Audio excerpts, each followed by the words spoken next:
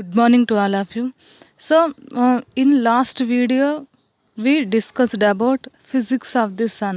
So sun physics గురించి and what is the diameter and distance వీటి గురించి discuss చేసాం.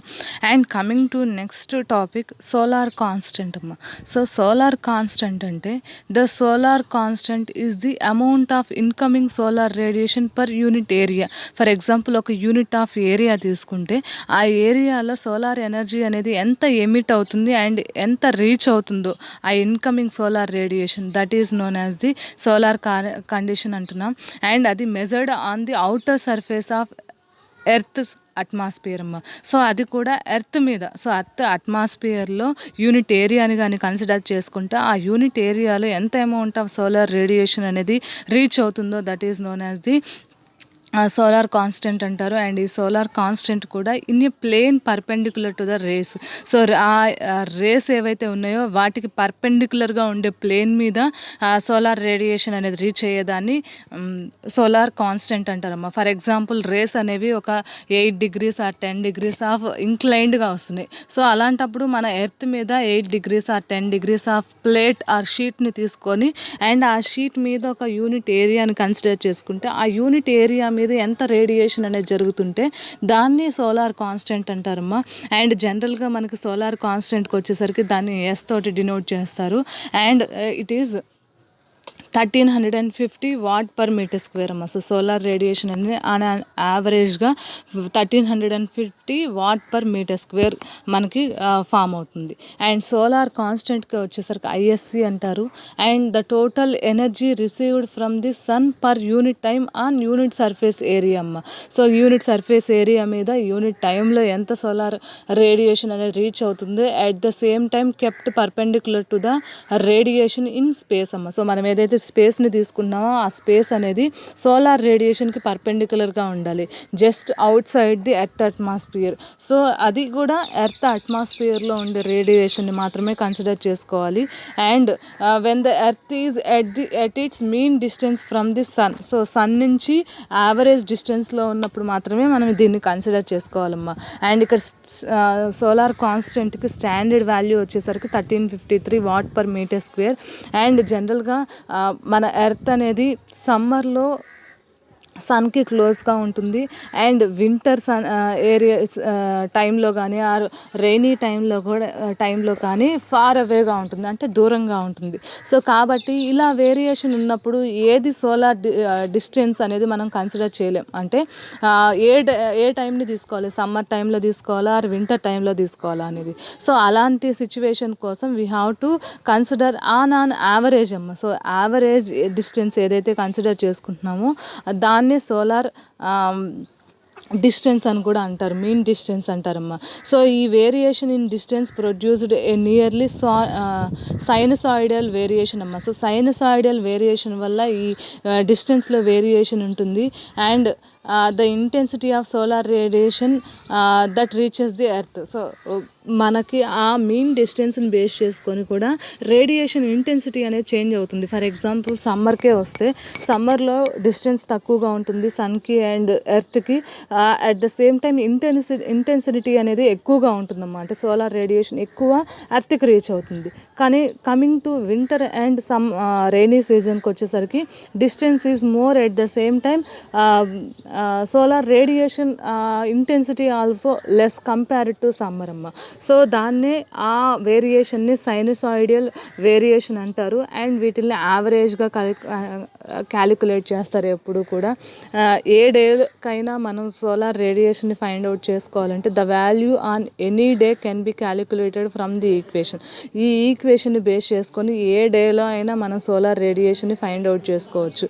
That is nothing but I/ISC అమ్మ. So ISC అంటే సోలార్ కాన్స్టెంట్ అంటున్నాం. అండ్ 1 + 0.33 cos 360n/365 అమ్మ.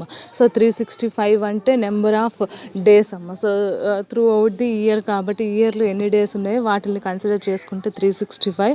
And n is nothing but day of the year. అంటే మనం ఫర్ ఎగ్జాంపుల్ January 30 అనుకుంటే January 1st నుంచి ఆ 30th ఎన్ని డేస్ ఉంటాయో అది కన్సిడర్ చేసుకోవాలి. అండ్ ఫిబ్రవరి 2 అనుకుంటే జనవరి 1 నుంచి ఎన్ని డేస్ ఉంటాయో అది కన్సిడర్ చేసుకోవాలి. అంటే జనవరి మొత్తం కన్సిడర్ చేసుకోవాలి అండ్ ఫిబ్రవరి 2 దాకా కన్సిడర్ చేసుకోవాలి. అంటే that is the day of the year అమ్మ. అండ్ నెక్స్ట్ సోలార్ కాన్స్టెంట్కి వచ్చేసరికి GSC sigma T⁴ 4πr/4πd whole power square అమ్మ. సో అది కంప్లీట్గా కన్సిడర్ చేసుకుంటే 1367 వాట్/మీటర్ స్క్వేర్ అమ్మ. సో సోలార్ కాన్స్టెంట్ అనేది. అండ్ ఇక్కడ సిగ్మా అంటే స్టీఫెన్ బోల్ట్జ్మన్ కాన్స్టెంట్ అమ్మ. అండ్ ఆర్ అంటే సన్ రేడియస్ ఏదైతే ఉందో దాన్ని ఆర్ తోటి ఇండికేట్ చేస్తారు. అండ్ డి అంటే average distance between the sun and earth అమ్మ. సో సన్కి అండ్ ఎర్త్కి మధ్యలో ఉండే డిస్టెన్స్ని క్యాపిటల్ డి తోటి ఇండికేట్ చేస్తారు. And next topic is extra terrestrial radiation or solar radiation outside the earth atmosphere అమ్మ. సో జనరల్గా సోలార్ రేడియేషన్ అనేది incident on the outer atmosphere of the earth. అంటే మన inner atmosphere of the earth అంటే earth మీద కాకుండా outer పొజిషన్లో ఏదైతే సోలార్ రేడియేషన్ ఇన్సిడెంట్ అవుతుందో ఆ పొజిషన్ని ఆ రేడియేషన్ని ఎక్స్ట్రా టెరిస్ట్రియల్ రేడియేషన్ అంటారమ్మ. ఆ రేడియేషన్ని ఎక్స్ట్రా టెరిస్ట్రియల్ రేడియేషన్ అంటారు. అండ్ ఆ రేడియేషన్ అనేది available at mean sun earth distance for 0 air mass అమ్మ. సో ఎయిర్ మాస్ అనేది 0గా ఉంటుంది అండ్ డిస్టెన్స్ అనేది మెయిన్గా ఉన్నప్పుడు అండ్ కాన్స్టెంట్ 1353 వాట్/మీటర్ స్క్వేర్ ఉన్నప్పుడు యాజ్ ఏ సోలార్ కాన్స్టెంట్గా కన్సిడర్ చేసుకుంటే that radiation is known as extra terrestrial radiation అంటారు. And about 99% of extra terrestrial radiation has wave lengths in the range from 0.2 to 4 micrometres అమ్మ. So ఇక్కడ solar radiation అనేది 0.2 నుంచి 4 మైక్రోమీటర్స్గా ఉంటుంది. And maximum spectral ఇంటెన్సిటీకి వచ్చేసరికి 0.48 మైక్రోమీటర్స్గా ఉంటుంది. అండ్ ఇది విజిబుల్ రేంజ్లోనే ఉంటుంది. Green portion of the visible range అంటారు ఈ వేవ్ లెంత్ అనేది ఏదైతే కన్సిడర్ చేసుకుంటున్నామో. And about 6.4 of extra terrestrial radiation energy is contained in the ultraviolet region అమ్మ. సో ఇక్కడ 6.4% ఆఫ్ ఎక్స్ట్రా టెరిస్ట్రియల్ రేడియేషన్ అనేది అల్ట్రా వైలెట్ రీజియన్లో ఉంటుంది. And another 48% is contained visible రీజియన్లో ఉంటుంది. And remaining 45.6% is contained in the infrared region అమ్మ. So ఇన్ఫ్రారెడ్ రీజియన్లో ఉంటుంది. అంటే మనకి ఈ రేడియేషన్ ఏదైతే ఉంటుందో ఇది అవుట్ సైడ్ ది అట్మాస్ఫియర్లో వీ హ్యావ్ దట్ రేంజెస్ అమ్మ. అవి రేంజెస్గా ఉన్నాయి. And next one is solar radiation at the earth atmosphere అమ్మ. ఎర్త్ అట్మాస్ఫియర్ మీద ఏదైతే రేడియేషన్ ఫామ్ అవుతుందో దాన్ని టెరెస్ట్రియల్ రేడియేషన్ అంటారమ్మ. So the solar radiation that reaches the earth atmosphere, అది ఎర్త్ అట్మాస్ఫియర్కి ఏదైతే రీచ్ అవుతుందో after passing through the earth atmosphere. So earth పైనుండే అట్మాస్ఫియర్ ఏదైతే ఉంటుందో అక్కడి నుంచి పాస్ అవుతూ ఎర్త్ మీదకి రీచ్ అయ్యే రేడియేషన్ని టెరెస్ట్రియల్ రేడియేషన్ అంటారు. అండ్ ఇక్కడ టెరెస్ట్రియల్ రేడియేషన్కి వచ్చేసరికి ఫర్ ఎగ్జాంపుల్ మన ఎర్త్ మీదకి నియర్లీ 100% ఆఫ్ సోలార్ రేడియేషన్ అనేది రీచ్ అయితే దాంట్లో 19% absorbed by the atmosphere and clouds అమ్మ. అంటే అవుట్ సైడ్ ది లేయర్ ఏదైతే ఉంటుందో అట్మాస్ఫియర్ 19% ఆఫ్ రేడియేషన్ని అబ్జర్వ్ చేసుకుంటుంది క్లౌడ్స్ అండ్ అట్మాస్ఫియర్ అనేది. అండ్ సర్ఫేస్ మన ఎర్త్ సర్ఫేస్ అనేది 51% ఆఫ్ రేడియేషన్ అబ్జర్వ్ చేసుకుంటుందమ్మా. అండ్ రిమైనింగ్ పోర్షన్ ఏదైతే ఉంటుందో అండ్ రిమైనింగ్ పర్సంటేజ్ ఏదైతే ఉంటుందో అది రిఫ్లెక్ట్ అవుతుందమ్మా. అట్మాస్ఫియర్లో ఉన్న రేడియేషన్ అనేది 6% రిఫ్లెక్ట్ అవుతుంది. అండ్ క్లౌడ్స్లో ఉన్న రేడియేషన్ అంటే క్లౌడ్స్ రేడియేషన్ అబ్జర్వ్ చేసుకోవడం పాటు some of the radiation reflect చేస్తాయమ్మా. అది 20% రిఫ్లెక్ట్ చేస్తుంది. అండ్ ఎర్త్ అట్మాస్ఫియర్ అంటే మనం ఇన్నర్ పొజిషన్లో ఉన్న ఎర్త్ అట్మాస్ఫియర్ ఏదైతే ఉంటుందో అది 4% రిఫ్లెక్ట్ చేసుకుంటుందమ్మా. అంటే టోటల్గా 30% రిఫ్లెక్టెడ్ అండ్ స్కాటర్డ్ అమ్మా. సో ఇవి రిఫ్లెక్ట్ అయ్యి అండ్ స్కాటర్డ్ అయిపోతాయి. ఎర్త్స్ ఆల్బెడో అంటారమ్మా. సో ఈ రిఫ్లెక్ట్ అయ్యే పోర్షన్ని ఆల్బెడో అంటారనమాట. So this is the condition. మళ్ళీ ఒక్కసారి కానీ డిస్కస్ చేస్తే ఒక 100% ఆఫ్ సోలార్ ఎనర్జీ అనేది ఎర్త్ మీదకి రీచ్ అయితే దాంట్లో 51% అనేది ఎర్త్ సర్ఫేస్ అనేది అబ్జర్వ్ చేసుకుంటుంది. అండ్ 19% అనేది అట్మాస్ఫియర్ అండ్ క్లౌడ్స్ అనేవి అబ్జర్వ్ చేసుకుంటాయి. అండ్ రిమైనింగ్ పోర్షన్ అనేది రిజెక్ట్ చేసుకుంటుంది అండ్ రిఫ్లెక్ట్ చేస్తుందమ్మా. ఎక్కడికి రిఫ్లెక్ట్ చేస్తుంది? త్రూ అట్మాస్ఫియర్ 6% ఆఫ్ రేడియేషన్ అనేది రిఫ్లెక్ట్ అవుతుంది. త్రూ క్లౌడ్స్ 20% ఆఫ్ రేడియేషన్ అనేది రిఫ్లెక్ట్ అవుతుంది. And through earth surface 4% of reflection అనేది జరుగుతుందమ్మా.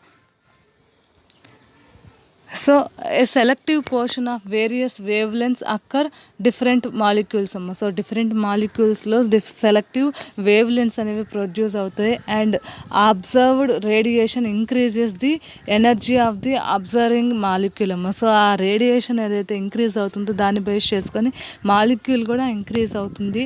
And hence rising their temperature. So దాన్ని బేస్ చేసుకొని అట్మాస్ఫియర్లో ఉన్న మాలిక్యూల్ టెంపరేచర్ అనేది ఇంక్రీజ్ అవుతుందమ్మా.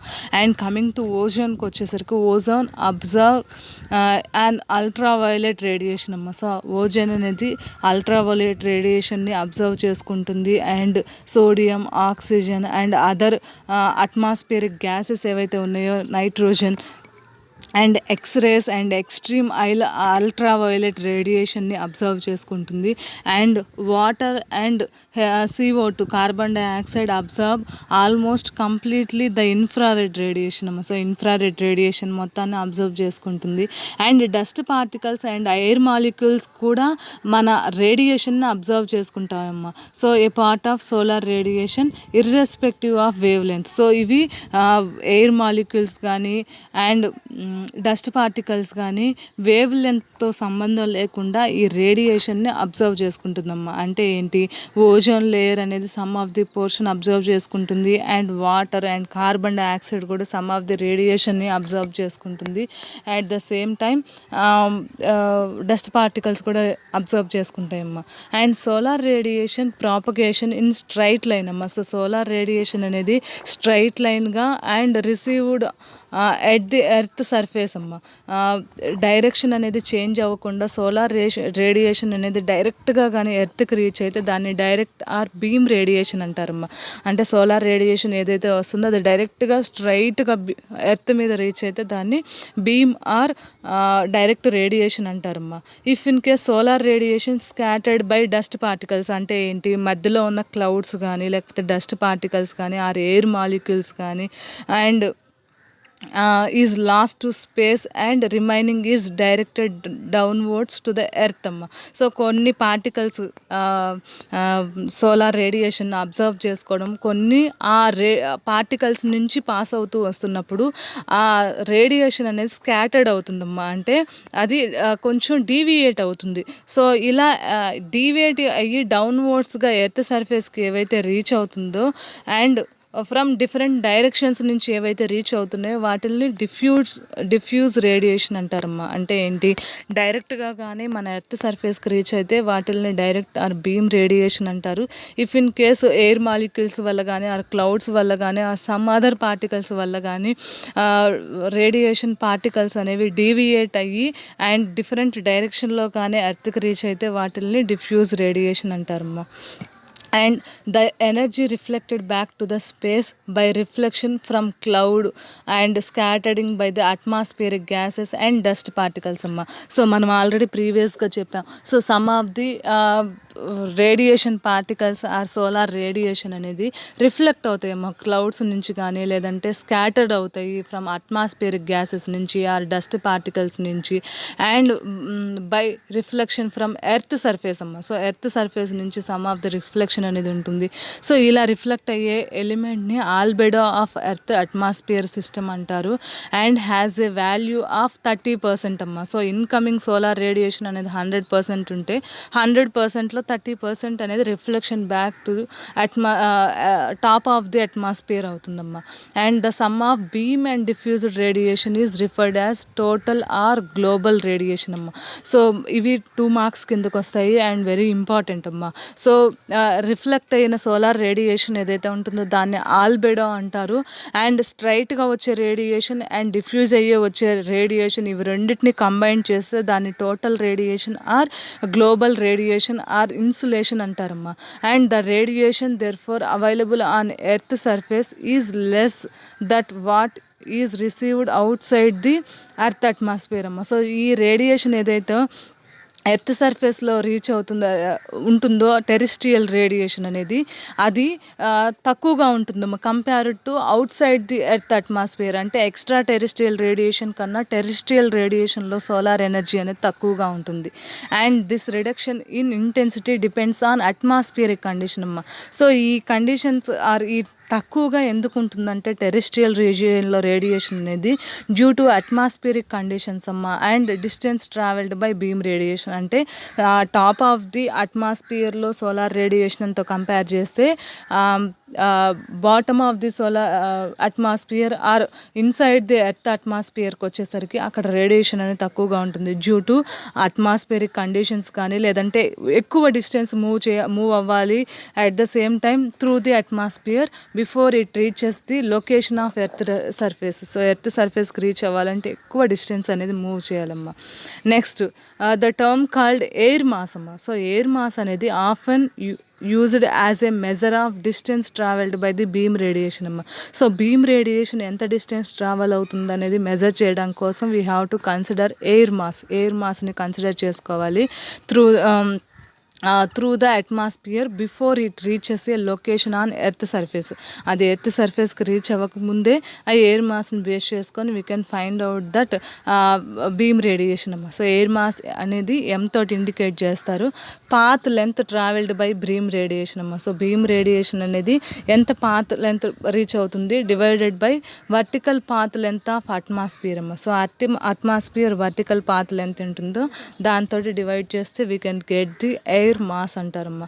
సో ఎయిర్ మాస్ అంటారు. So this is some of the terms అమ్మ. సోలార్ కాన్స్టెంట్ కానీ, beam radiation and diffused radiation, air mass, albedo and total or global radiation, ఇవన్నీ కూడా 2 మార్క్స్ కిందకు వస్తాయి. Very important. ఇవన్నీ టర్మ్స్ గురించి ఈ వీడియోలో డిస్కస్ చేసామమ్మా. And if you have any doubt during this topic you may ask in next class. So next క్లాస్లో డిస్కస్ చేద్దాం.